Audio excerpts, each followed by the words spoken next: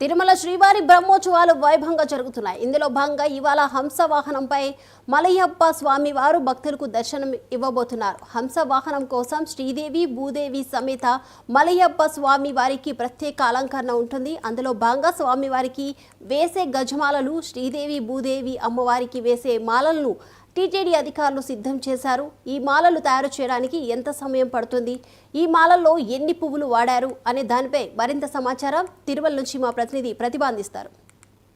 ప్రియుడు అలంకార ప్రియుడు అనేటువంటి శ్రీ వెంకటేశ్వరుడి బ్రహ్మోత్సవాలలో రెండవ రోజు చాలా ప్రత్యేకంగా ఉదయం చిన్నశేష వాహనం మీద ఊరేగింపుగా అయితే శ్రీవారు వెళ్ళడం జరిగింది. సాయంత్రం వేళ హంస వాహనం మీద శ్రీవారి ఊరేగింపు అయితే జరుగుతుంది.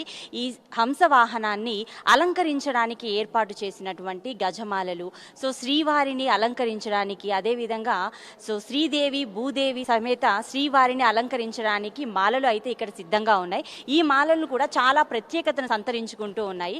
ఇక్కడ మనం చూడొచ్చు, ఇక్కడ మల్లెలు ఒకవైపు ఉన్నాయి, ఇంకోవైపు గ్రీన్ కలర్లో ఉన్నవి, వీటిని మనోరంజనం పువ్వులు అని అంటారు. ఈ మనోరంజనం పువ్వులకి చాలా ప్రత్యేకత ఉంది. సీజనల్ వైజ్గా ఈ మనోరంజనం పూలు అనేది వాటి విలువ అనేది పెరుగుతూ ఉంటుంది. ఇప్పుడు ఉన్న సీజన్ ప్రకారం ఈ మనోరంజనం ఒక్క పువ్వు వచ్చేసరికి 80 రూపాయల విలువ చేస్తుంది. మొత్తానికి ఈ 4 దండలు కూడా ఏర్పాటు చేయడానికి ఈ 4 దండల్లో 5000 పువ్వుల్ని అయితే యూజ్ చేయడం జరిగింది. ఇంకా ఎన్ని విశేషాలు ఉన్నాయి అనేది మనం శ్రీనివాస్ గారిని అడిగి తెలుసుకునే ప్రయత్నం చేద్దాం. సార్ నమస్తే అండి. మొత్తానికి ఈ వాహన పూజలు హంస వాహనానికి, అదేవిధంగా శ్రీదేవి భూదేవి సమేత శ్రీవారిని అలంకరించడానికి ఈ పూలని అయితే ఏర్పాటు చేయడం జరిగింది. వాటి ప్రాముఖ్యత వివరిస్తారా? మనకి హంస వాహనం సందర్భంగా స్వామివారికి స్పెషల్గా ఉండాలని ప్లాన్ చేసుకున్నాం. దానికి అనుగుణంగా ఇప్పుడు ఈ సీజన్లో అవైలబిలిటీ ఏదైతే ఉందని తీసుకున్నాము. దాని భాగంగానే ఈ మనోరంజితం తీసుకున్నాము.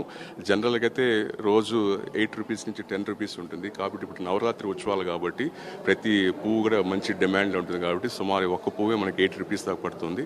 సుమారు 5000 పుష్పాలని దీంతో బాగా వినియోగించాము. అలాగే మల్లెపూలుగా సుమారు 25 నుంచి 30 కేజీలు మల్లెపూలను వినియోగించాము.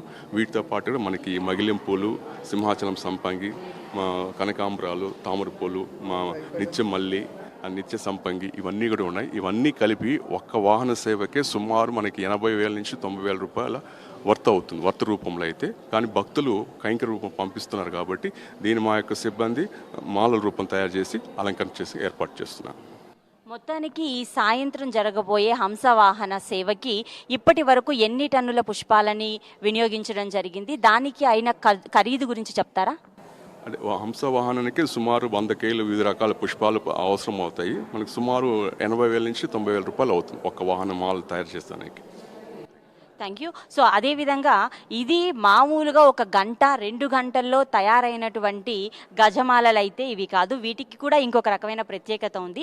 ఇక్కడ ఇంతమంది ఒక 30-40 మంది 1 గంటకి ఈ గజమాలల్ని అల్లడం అనేది స్టార్ట్ చేస్తే ఇప్పుడు 5 గంటల వరకు కూడా సమయం పట్టింది. ఇన్ని గంటల సమయం ఈ ఒక్క హంసవాహనం మీద శ్రీవార ఉత్సవానికి ఈ గజమాలల ఏర్పాటుకైతే జరిగిన సమయము, ఇంతమంది వర్క్ చేస్తే ఒక గజమాలని పూర్తి చేయడానికి ఇంత సమయం పట్టింది. మొత్తానికి చూసుకుంటే ఈ గజమాల విలువ, హంసవాహనం మీద శ్రీవారు ఊరేగింపుకి ఏర్పాటు చేసినటువంటి ఈ హంసవాహనానికి వేస్తున్నటువంటి గజమాల ఖరీదు అక్షరాల దగ్గర 1,00,000 రూపాయల ఖరీదు విలువ చేసేటువంటి గజమాలని ఇప్పుడు మనం చూస్తున్నాం. కెమెరామెన్ రామకృష్ణతో ప్రతిభ.